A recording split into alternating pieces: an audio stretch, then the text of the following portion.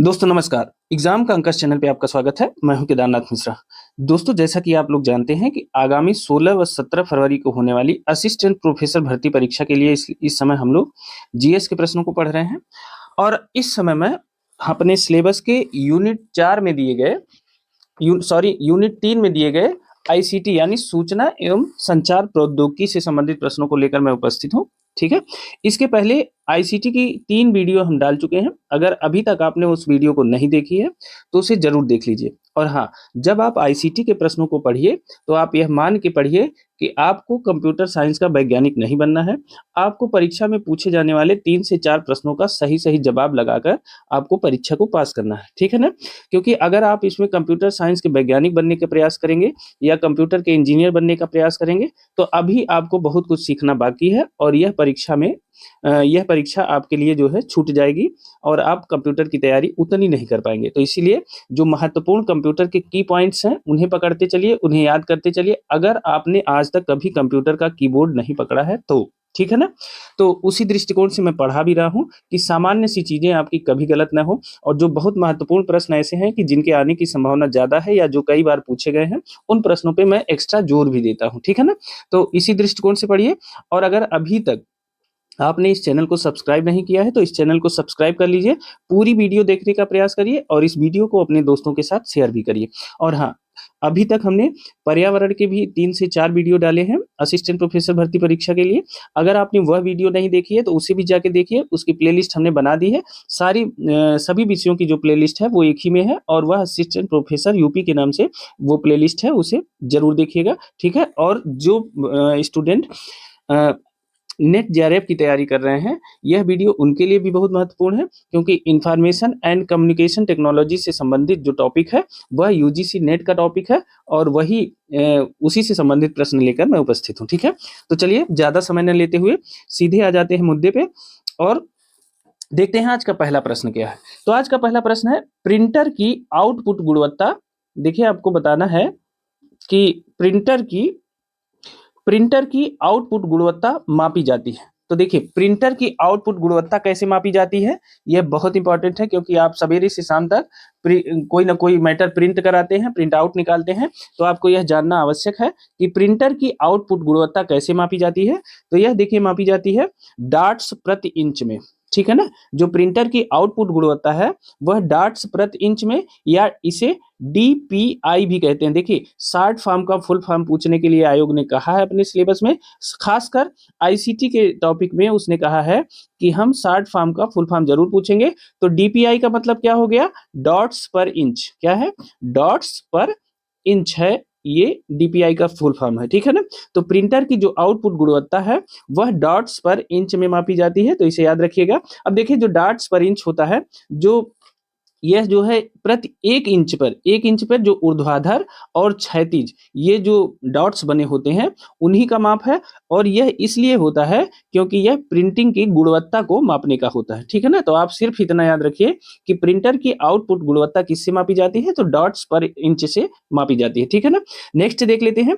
देखिए, आज का दूसरा प्रश्न है, निम्नलिखित में से कौन सा कंप्यूटर मेमोरी के प्रकारों में से उच्चतम से न्यूनतम गति को सूचीबद्ध करता है? अब देखिए, प्रश्न का मतलब क्या है, प्रश्न को पहले ध्यान से पढ़ा करिए। ध्यान से जब आप प्रश्न को पढ़ेंगे तो उसमें आप उत्तर तक तो 20% वैसे ही पहुंच जाएंगे। देखिए, प्रश्न क्या कह रहा है कि कौन सा कंप्यूटर मेमोरी के प्रकार, तो कंप्यूटर मेमोरी का कौन सा प्रकार है जो हाई स्पीड से, मतलब जो सबसे उच्चतम से न्यूनतम गति या स्पीड को सूचीबद्ध करता है। मतलब कंप्यूटर की कौन सी मेमोरी होती है, कंप्यूटर की कौन सी मेमोरी ऐसी होती है जो हाई स्पीड की होती है और हाई से लो तक हमको जाना है, तो आपको इसमें यही बताना है। तो देखिए, सबसे ज्यादा, अब देखिए इसमें 4 ऑप्शन दिए गए हैं, बहुत हैवी ऑप्शन है। ठीक है ना? तो देखिए, हम सीधे उत्तर की बात करते हैं। तो देखिए, ये सी ऑप्शन है, CPU registers, cache memory, main memory यानी रैम कहते हैं इसे। ठीक है? आरएम मतलब रैम, रैंडम एक्सेस मेमोरी होती है। ठीक है ना? और फिर सेकेंडरी स्टोरेज। तो जो मेमोरी का जो स्पीड से, मतलब हाईएस्ट स्पीड से लोएस्ट तक जाने का जो सबसे बड़ा है, तो सबसे तेज मेमोरी होती है सीपीयू रजिस्टर्स की। ठीक है ना? सीपीयू रजिस्टर्स की जो मेमोरी होती है वह सबसे तेज होती है। फिर आ जाती है कैश मेमोरी। कैश मेमोरी होती है उस सीपीयू रजिस्टर के बाद सबसे तेज, और उससे कम तेज होती है मेन मेमोरी, यानी रैम में जो मेमोरी होती है उसकी speed CPU register cache memory के बाद आती है, ठीक है ना। और सबसे लास्ट में आता है सेकेंडरी स्टोरेज। सेकेंडरी स्टोरेज जैसे आप कहीं अलग से उसे कहीं किसी चिप में डाउनलोड किए हैं तो वह सेकेंडरी स्टोरेज आता है, उसकी स्पीड इसके इन तीनों के बाद आती है, ठीक है ना। तो यही याद रखिएगा, सीपीयू रजिस्टर सबसे ज्यादा स्पीड वाली मेमोरी है, फिर कैश मेमोरी है, फिर मेन मेमोरी या रैम कहते हैं इसे, रैंडम एक्सेस मेमोरी, और फिर सेकेंडरी स्टोरेज। तो सी ऑप्शन सही है, ठीक है ना। चलिए अब अगला प्रश्न देख लेते हैं। आज का हमारा तीसरा प्रश्न है, निम्नलिखित में से कौन निःशुल्क स्रोत सॉफ्टवेयर नहीं है। तो आपको बताना है कि इसमें से कौन निःशुल्क सॉफ्टवेयर नहीं है, आपको ये बताना है, ठीक है ना। तो देखिए इसमें से इंटरनेट एक्सप्लोरर, आप जानते हैं कि इंटरनेट जो है निःशुल्क नहीं होता है, तो इंटरनेट एक्सप्लोरर जो है यह निःशुल्क सॉफ्टवेयर नहीं है, ठीक है ना। तो इसे याद रखिएगा कि इंटरनेट एक्सप्लोरर, ये तो आप जानते ही हैं कि इंटरनेट जो है कहीं फ्री नहीं है, तो इंटरनेट एक्सप्लोरर निःशुल्क सॉफ्टवेयर नहीं है। अब देखिए सॉफ्टवेयर क्या होता है, एक सामान्य सी बात है, सॉफ्टवेयर क्या होता है इसके बारे में बताइए। देखिए सॉफ्टवेयर क्या होता है, जो कंप्यूटर में जो छोटे छोटे यंत्र लगे होते हैं उन्हें कहते हैं कंप्यूटर का हार्डवेयर, ठीक है ना, हार्डवेयर कहते हैं, ठीक है। तो जो कंप्यूटर की मशीनें हैं, आप हम सामान्य भाषा में बात करते हैं कि जो कंप्यूटर की मशीनें हैं, जो तमाम चिप लगे हुए हैं, उन सब को मिलाकर बनता है हार्डवेयर, ठीक है ना। अब हार्डवेयर के इन विभिन्न, हर एक यंत्र को हार्डवेयर कहा जाता है उसमें जो शामिल है, ठीक है ना। अब इन सभी हार्डवेयर के बीच समन्वय स्थापित करने के लिए एक प्रोग्राम है सॉफ्टवेयर, ठीक है ना। एक प्रोग्राम है सॉफ्टवेयर जो हार्डवेयर के सभी मतलब हिस्सों के बीच में समन्वय स्थापित करता है, या यह कंप्यूटर को यह निर्देश देने का प्रयास करता है, निर्देश देता है, कंप्यूटर के लिए यह एक निर्देश है कि उसे क्या करना है और क्या नहीं करना है, ठीक है ना। तो यह हार्डवेयर के लिए एक निर्देश देने का प्रोग्राम है सॉफ्टवेयर, ठीक है। तो इसे याद रखिएगा, यह जो है प्रोग्राम सॉफ्टवेयर जो होता है यह हार्डवेयर को निर्देश देता है, और हार्डवेयर के विभिन्न मतलब हार्डवेयर के बीच में समन्वय स्थापित करता है विभिन्न हार्डवेयर के बीच में, ठीक है ना। तो इसे याद रखिएगा, ठीक है। चलिए अब चौथा प्रश्न देख लेते हैं। आईसीटी शब्द पद के बारे में निम्नलिखित में से कौन सा कथन सही है। मतलब आपको बताना है कि आईसीटी शब्द पद जो है इसके बारे में कौन सा कथन सही है आईसीटी के बारे में, ठीक है ना।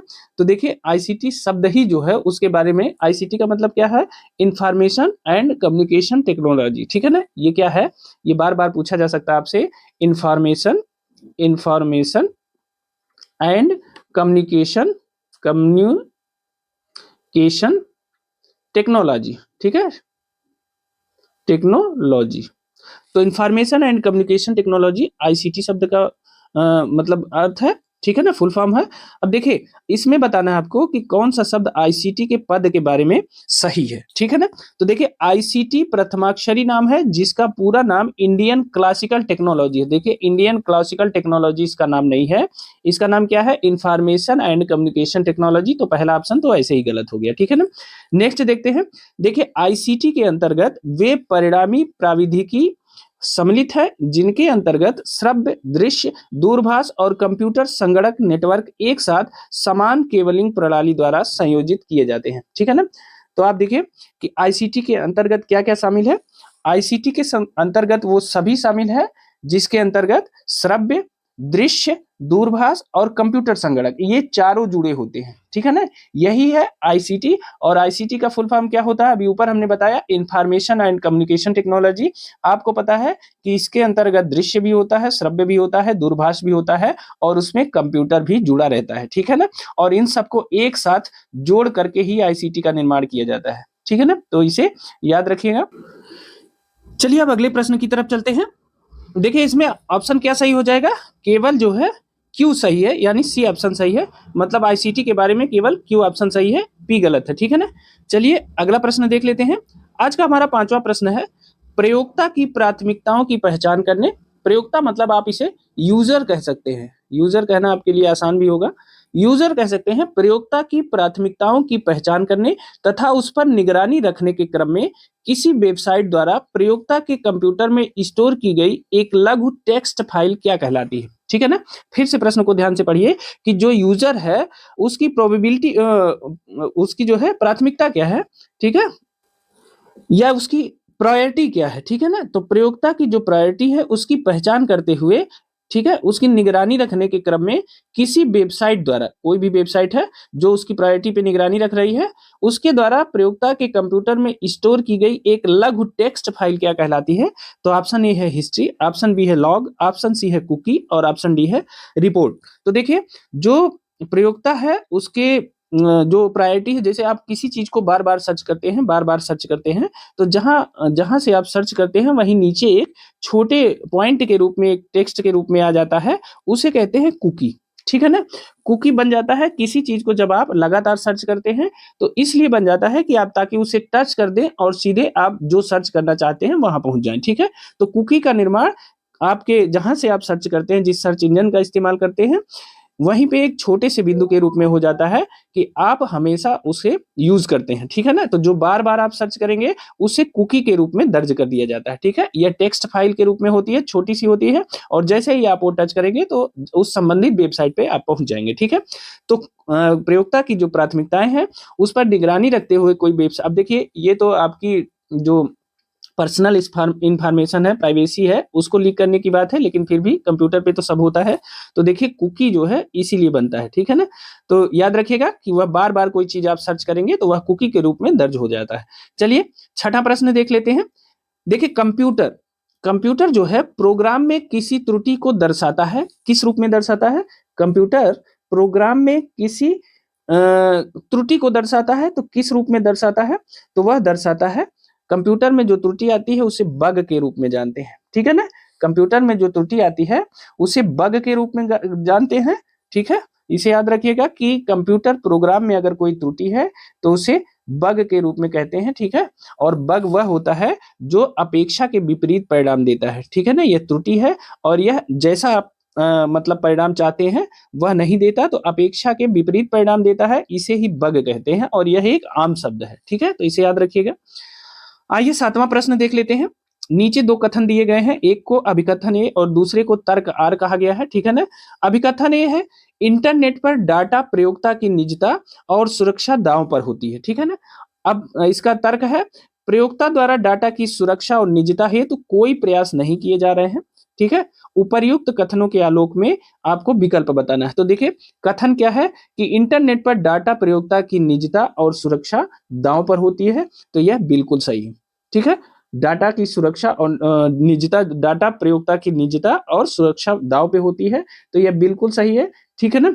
साथ ही जो तर्क है कि प्रयोक्ता द्वारा डाटा की सुरक्षा और निजता हेतु कोई प्रयास नहीं किए जा रहे हैं, तो यह भी सही है, ठीक है, कि यूजर के द्वारा इसके लिए कोई प्रयास नहीं किए जा रहे हैं। तो दोनों कथन और कारण सही है और इसकी व्याख्या भी करता है।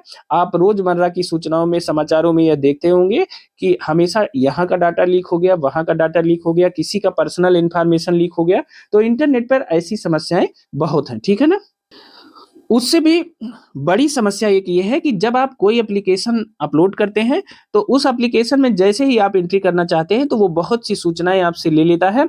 कभी कभी आप जो सिंसियर लोग होते हैं उन सूचनाओं को देने से पहले उसे पढ़ लेते हैं कि आखिर वो कौन सी परमिशन मांग रहा है। और कभी कभी ऐसा होता है कि कुछ लोग सीधे ही सारे परमिशन को यस यस यस करते चले जाते हैं। इससे आपका डाटा जो है कंपनियों के पास चला जाता है, गलत हाथों में चला जाता है और उस डाटा को लीक होने की संभावना बहुत रहती है, ठीक है ना। और डाटा लीक होता रहता है। तो इसलिए अगर अभी से आप कोई भी नया सॉफ्टवेयर डाउनलोड करें तो उसमें जितनी परमिशन मांगी जा रही है, आप सबसे पहले ये सर्च करें कि क्या वह परमिशन देना आवश्यक है। अगर वह परमिशन देना आवश्यक है तभी उस परमिशन को दे, और इस बात को तय करते हुए दे कि उस परमिशन मतलब उस परमिशन से आपके व्यक्तिगत या पर्सनल कोई इंफॉर्मेशन पे कोई दिक्कत नहीं आएगी, पर्सनल लाइफ पे कोई समस्या नहीं आएगी, ठीक है। और जो आपकी भी पर्सनल क्रेडिबिलिटी है उस पर कोई समस्या नहीं आएगी। तो इस बात को ध्यान में रखते हुए दीजिए, ठीक है ना। तो देखिए कथन और कारण दोनों सही है इसमें और सही व्याख्या करता है, ठीक है। तो इसे ध्यान से पढ़ लीजिएगा। आठवें प्रश्न की तरफ चलते हैं। निम्नलिखित में से कौन सा एप्लीकेशन सॉफ्टवेयर है। आपको बताना है कि इसमें से कौन सा एप्लीकेशन सॉफ्टवेयर है, ठीक है ना। तो इसमें से एप्लीकेशन सॉफ्टवेयर क्या है, यह है एमएस वर्ड, ठीक है ना। एमएस वर्ड क्या है, एक एप्लीकेशन सॉफ्टवेयर है, इसे याद रखिएगा। एमएस वर्ड इसमें से कौन सा है, एमएस वर्ड एक एप्लीकेशन सॉफ्टवेयर होता है, ठीक है ना। तो इसे याद रखिएगा, MS वर्ड भी एप्लीकेशन सॉफ्टवेयर है, साथ ही नोटपैड है, नोटपैड भी अगर नोटपैड है यह भी एप्लीकेशन सॉफ्टवेयर है, मीडिया प्लेयर, ये सब तमाम एप्लीकेशन सॉफ्टवेयर होते हैं। देखिए एप्लीकेशन सॉफ्टवेयर वो होते हैं जो किसी विशेष कार्य के लिए बनाए जाते हैं। एप्लीकेशन सॉफ्टवेयर किसे कहते हैं? एप्लीकेशन सॉफ्टवेयर वो होते हैं जो किसी विशेष कार्य के लिए बनाए जाते हैं, ठीक है ना, विशेष कार्य के लिए बनाए जाते हैं। कौन? एप्लीकेशन सॉफ्टवेयर, ठीक है ना। एप्लीकेशन सॉफ्टवेयर वो होते हैं जो किसी विशेष कार्य के लिए बनाए जाते हैं, और MS वर्ड क्या है? एक एप्लीकेशन सॉफ्टवेयर है, ठीक है ना। चलिए अगला देख लेते हैं। देखिए 9वां प्रश्न है, कंप्यूटर को चलाने वाला कंप्यूटर सॉफ्टवेयर। देखिए कंप्यूटर को चलाने वाला कंप्यूटर सॉफ्टवेयर जिसमें कार्यों की अनुसूची बनाना, भंडारण, प्रबंधन और अवधारकों के साथ संप्रेषण संचालन शामिल है, क्या कहलाता है? तो देखिए कंप्यूटर को जो कंप्यूटर सॉफ्टवेयर चलाता है जिसमें कार्यों की अनुसूची बनाना, भंडारण मतलब मेमोरी का भी वो है, ठीक है, और अवधारकों के साथ संप्रेषण कम्युनिकेशन भी शामिल है, तो वह क्या कहलाता है? तो देखिए ऑपरेटिंग सिस्टम है, एप्लीकेशन स्विट है, या डिवाइस ड्राइवर है, या ब्लूटूथ प्रौद्योगिकी है। तो देखिए कंप्यूटर को चलाता है, ठीक है, उसमें जो कार्य की अनुसूची है उसका प्रोग्राम भी वही निर्धारित करता है, ठीक है ना, प्रोग्राम बनाता है, फिर उसका भंडारण करता है, ठीक है, और अवधारकों के साथ संप्रेषण मतलब कम्युनिकेशन करता है, और यह सारा काम मिलाकर के क्या हो जाता है? यह कंप्यूटर का ऑपरेटिंग सिस्टम है, ठीक है ना। इसे कहते हैं OS। OS का मतलब क्या है? ऑपरेटिंग सिस्टम, ठीक है ना। तो कंप्यूटर का जो ऑपरेटिंग सिस्टम है यह सारे कार्य कंप्यूटर का, सारे कार्यों को मिला के जो निर्मित होता है उसे कहते हैं कंप्यूटर का ऑपरेटिंग सिस्टम, ठीक है ना। तो इसे याद रखिएगा, कंप्यूटर को चलाने वाला सॉफ्टवेयर, कंप्यूटर को चलाने वाला कंप्यूटर सॉफ्टवेयर, और बाकी जो चीजें होती हैं वो सभी हार्डवेयर, इस देखिए ऑपरेटिंग सिस्टम के द्वारा हार्डवेयर और सॉफ्टवेयर के बीच समन्वय भी स्थापित किया जाता है। क्या है? हार्डवेयर एंड सॉफ्टवेयर के बीच समन्वय भी स्थापित किया जाता है, तो यह भी ध्यान रखिएगा, सब ऑपरेटिंग सिस्टम करता है, ठीक है ना, तो इसे ध्यान रखिएगा। चलिए आगे देखते हैं, 10वां प्रश्न है आज का। कंप्यूटर के संबंध में निम्नलिखित में से कौन सा युग्म कम से कम सुमेलित है? आपको बताना है कि कंप्यूटर के संबंध में निम्नलिखित में से कौन सा युग्म कम से कम सुमेलित है। तो ऑप्शन ए है गीगाबाइट। तो आपको पता है कि गीगाबाइट कंप्यूटर से सुमेलित है, बिल्कुल सही है, 1024 बाइट का होता है 1 गीगाबाइट, ठीक है। उसके बाद आ जाता है देखिए यूएसबी का मतलब होता है यूनिवर्सल सीरियस बस, बिल्कुल इंपॉर्टेंट है, इसे याद रखिएगा, ये फुल फॉर्म के रूप में बहुत पूछा जाता है। यूएसबी का मतलब होता है यूनिवर्सल सीरियल बस, तो यह सही है। फिर आ जाता है GUI, यह भी फुल फॉर्म कई बार पूछा गया है, देखिए इसको अलग अलग करके भी पूछा जा सकता है, तो ग्राफिकल यूजर इंटरफेस, यह भी बिल्कुल सही है। LCD का मतलब होता है लाइट क्रिस्टल डिस्प्ले, और इसका संबंध कंप्यूटर से नहीं है, ठीक है ना। LCD कोई मतलब कंप्यूटर से संबंधित ऐसी बस चीज नहीं है, जितना सबसे ज्यादा, चूंकि इसमें पूछा है कम से कम सुमेलित है, ठीक है ना, तो कम से कम जो सुमेलित है वह LCD सुमेलित है, तो बी ऑप्शन, ठीक है ना। अधिक से अधिक सुमेलित देखिए गीगाबाइट 1024 बाइट का होता है, बिल्कुल सही, याद रखिएगा। और इन दोनों को आप अलग अलग नोट कर सकते हैं, जैसे USB क्या होता है? यूनिवर्सल सीरियल बस कहते हैं, सॉरी, इसे USB का मतलब यूनिवर्सल सीरियल बस, इसे नोट कर लीजिएगा। और GUI का मतलब होता है ग्राफिकल यूजर इंटरफेस, इसे भी आप नोट कर लीजिएगा। अगर आप इसे नोट न कर पाइएगा तो आप हमारे टेलीग्राम चैनल पे जाइएगा, और वहां से इन प्रश्नों की PDF उपलब्ध रहेगी, उसे आप वहां से डाउनलोड कर लीजिएगा, और इसे प्रिंट आउट लेकर के बार बार आप पढ़ सकते हैं, ठीक है ना। अगर और उसका लिंक हमने मतलब टेलीग्राम का लिंक और व्हाट्सएप का लिंक हमने दोनों का लिंक हमने उस पर दे दिया है, ठीक है। टेलीग्राम चैनल का लिंक और व्हाट्सएप चैनल का लिंक हमने डिस्क्रिप्शन बॉक्स में दे दिया है, आप वहां से ले सकते हैं, ठीक है ना। चलिए अगला देख लेते हैं, 11वां प्रश्न है, निम्नलिखित में से कौन सा अन्य से भिन्न है? आपको बताना है कि निम्नलिखित में से कौन सा अन्य से भिन्न है। तो ऑप्शन ए है गूगल, ऑप्शन बी है विंडोज, ऑप्शन सी है लाइनेक्स, और ऑप्शन डी है मैक। तो आप बताइए कि इसमें से कौन सा अन्य से भिन्न है। तो देखिए इसमें से अन्य से भिन्न कौन सा है? तो वह है गूगल, ठीक है। अब आप पूछेंगे कि यह क्यों अन्य से भिन्न है? तो देखिए विंडोज, लाइनेक्स और मैक, ये सब क्या है? ये सभी हैं OS। OS का मतलब क्या होता है? ऑपरेटिंग सिस्टम, ठीक है ना। OS का मतलब क्या होता है? ऑपरेटिंग सिस्टम होता है OS का मतलब, ठीक है ना। तो विंडोज, लाइनेक्स और मैक क्या है? ऑपरेटिंग सिस्टम है। जबकि गूगल क्या है? गूगल एक सर्च इंजन है, गूगल क्या है? गूगल एक सर्च इंजन है और बाकी सभी ऑपरेटिंग सिस्टम है, ठीक है। तो गूगल अन्य से भिन्न है, ठीक। अगला देख लेते हैं। देखिए पाइथन क्या है? पाइथन क्या है? ऑप्शन ए है प्रोग्रामिंग लैंग्वेज है, ऑप्शन बी है ऑपरेटिंग सिस्टम है, ऑप्शन सी है सर्च इंजन है और ऑप्शन डी है स्नेक है। तो पाइथन क्या है आपको बताना है कि पाइथन क्या है। तो देखिए ऑप्शन है केवल दो, केवल एक, केवल दो तीन और केवल तीन चार। तो आपको बताना है कि पाइथन क्या है। तो देखिए पाइथन है, पाइथन क्या है? पाइथन है एक प्रोग्रामिंग लैंग्वेज है, ठीक है ना। तो बाकी न तो ऑपरेटिंग सिस्टम है, न तो सर्च इंजन है और न तो स्नेक है। तो आप पाइथन क्या है? एक उच्च स्तरीय क्या है? एक उच्च स्तरीय पाइथन क्या है? पाइथन एक उच्च स्तरीय प्रोग्रामिंग भाषा है, ठीक है ना। एक उच्च स्तरीय प्रोग्रामिंग भाषा है पाइथन, ठीक है ना। पाइथन क्या है? एक उच्च स्तरीय प्रोग्रामिंग भाषा है, ठीक है। और यह एक ओपन सोर्स सॉफ्टवेयर है, ठीक है ना। ओपन सोर्स सॉफ्टवेयर है, ठीक है।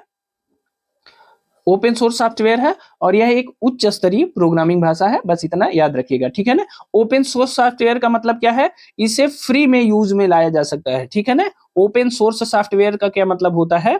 इसे फ्री में यूज में लाया जा सकता है, तो इसे याद रखिएगा। तो पाइथन एक उच्च स्तरीय प्रोग्रामिंग भाषा है। अगला देख लेते हैं। 13वां प्रश्न है दशमलव संख्या 9 हेतु द्विचर संख्या क्या है? दशमलव संख्या 9 हेतु द्विचर संख्या क्या है? तो आपको बताना है कि इसमें दशमलव संख्या या डेसिमल नंबर जो होता है 9, इसके लिए द्विचर संख्या क्या है? तो इसके लिए द्विचर संख्या है 1011, ठीक है ना। क्या है? 1011 इसके लिए द्विचर संख्या है। तो इसे याद रखिएगा। इसका मैं डिराइव नहीं करूंगा, न तो इसके लिए आपको बहुत जरूरत है, आप यही प्रश्न ऐसे ही रट लीजिएगा। देखिए मुझे कहने में कोई संकोच नहीं है कि जिसके लिए जिसे पहली बार कंप्यूटर पढ़ना है उसके लिए बहुत टफ होता है, इसलिए हम इसे बहुत सामान्य भाषा में पढ़ा रहे हैं और बहुत आसान लैंग्वेज में पढ़ा रहे हैं ताकि आप इसे समझ पाए, ठीक है। तो देखिए मैं इसे डिराइव करूंगा तो आपको लगेगा कि अब मैं इसको डिराइव करूंगा तो ये पूरी मैथ हो जाएगी, ठीक है ना। ये पूरी मैथ हो जाएगी, फिर जो है अलग अलग हिस्सों में इसे बांटना पड़ेगा। तो इसलिए मैं आपको बहुत तनाव में नहीं दूंगा, न खुद तनाव लूंगा। तो आप सिर्फ इतना जानिए कि दशमलव संख्या 9 हेतु जो द्विचर संख्या है वह है 1011, ठीक है ना। नेक्स्ट देख लेते हैं। आज का 14वां प्रश्न है निम्नलिखित में से भारतीय सुदूर संवेदन संस्थान मतलब IIRS निम्नलिखित में से किस शहर में स्थित है? तो आपको बताना है कि भारतीय सुदूर संवेदन संस्थान यानी IIRS। अब देखिए IIRS को इंग्लिश में क्या कहेंगे? तो देखिए IIRS का जो फुल फॉर्म है Indian institute of Indian Indian institute Indian institute of remote sensing. क्या है? Indian institute of remote sensing, ठीक है। मैं इसलिए बार बार बता दे रहा हूं क्योंकि हमारे सिलेबस में दिया है कि हम जो है इस टॉपिक से संबंधित जो शॉर्ट फॉर्म है उसका फुल फॉर्म जरूर पूछेंगे, इसलिए मैं जरूर जरूर बताऊंगा, ठीक है, हर बार बताऊंगा। तो देखिए भारतीय सुदूर संवेदन संस्थान मतलब IIRS मतलब Indian institute of remote sensing, यह कहाँ स्थित है? बहुत प्रचलित प्रश्न है, यह सभी परीक्षाओं में पूछा जाता है और यह स्थित है देहरादून में, यानी ए ऑप्शन सही है। Indian institute of remote sensing जो कहाँ स्थित है? यह देहरादून में स्थित है, ठीक है ना। तो याद रखिएगा। आज का 15वां और आखिरी प्रश्न है निम्नलिखित में से कौन ओपन सोर्स सॉफ्टवेयर है? ठीक है ना। इसमें से कौन सा ओपन सोर्स सॉफ्टवेयर है? तो ऑप्शन ए है विंडोज, ऑप्शन बी है मोजिला फायरफॉक्स, ऑप्शन सी है एक्रोबैट रीडर और ऑप्शन डी है MS वर्ड। आपको बताना है इसमें से कौन ओपन सोर्स सॉफ्टवेयर है। तो देखिए इसमें से ओपन सोर्स सॉफ्टवेयर कौन सा है? तो यह है मोजिला फायरफॉक्स, ठीक है। Mozilla Firefox open source software है, ठीक है ना। अब देखिए ओपन सोर्स सॉफ्टवेयर का मतलब क्या है? सिर्फ इतना याद रखिए, जहां ओपन सोर्स सॉफ्टवेयर है वह बिल्कुल फ्री में उपलब्ध है। क्या है? फ्री में उपलब्ध है, आप इसे फ्री में यूज कर सकते हैं, ठीक है। बस इससे ज्यादा इसके बारे में कुछ नहीं जानना है। ओपन सोर्स सॉफ्टवेयर किसे कहते हैं? जो फ्री में उपलब्ध हो सॉफ्टवेयर उसे ओपन सोर्स सॉफ्टवेयर कहते हैं, ठीक है ना। तो अभी के लिए दोस्तों इसका देखिए इस प्रश्न में बी ऑप्शन सही है, ठीक है ना। तो दोस्तों ये थे हमारे 15 प्रश्न। यह प्रश्न आपको कैसे लगे हमें कमेंट करके जरूर बताइएगा और साथ ही दोस्तों इस वीडियो को अपने दोस्तों के साथ शेयर भी कर दीजिएगा। और अगर आपको इन प्रश्नों की PDF चाहिए तो आप हमारा टेलीग्राम चैनल और व्हाट्सएप चैनल ज्वाइन कर लीजिए, उसका लिंक हमने डिस्क्रिप्शन बॉक्स में दे दिया है। उस पर हम अभी इस वीडियो को PDF को अपलोड कर देंगे, वहां से आप इसे ले सकते हैं, ठीक है। तो दोस्तों साथ ही अगर आपने इस वीडियो को देखा है तो इस वीडियो को लाइक जरूर कर दीजिए, क्योंकि दोस्तों बड़ी मेहनत लगती है और हाँ जब आप लाइक करेंगे तो हमें थोड़ा सा और बेहतर करने के लिए मोटिवेशन मिलता है, ठीक है। तो दोस्तों अपने अनुभव हमारे साथ शेयर जरूर करिए और आप क्या चाहते हैं, मतलब आपकी कोई इच्छा है, कोई सजेशन देना चाहते हैं, उसके लिए भी आपका स्वागत है। ठीक है, तो मिलते हैं अगली वीडियो में कुछ नए तथ्यों के साथ। तब तक के लिए बहुत बहुत धन्यवाद।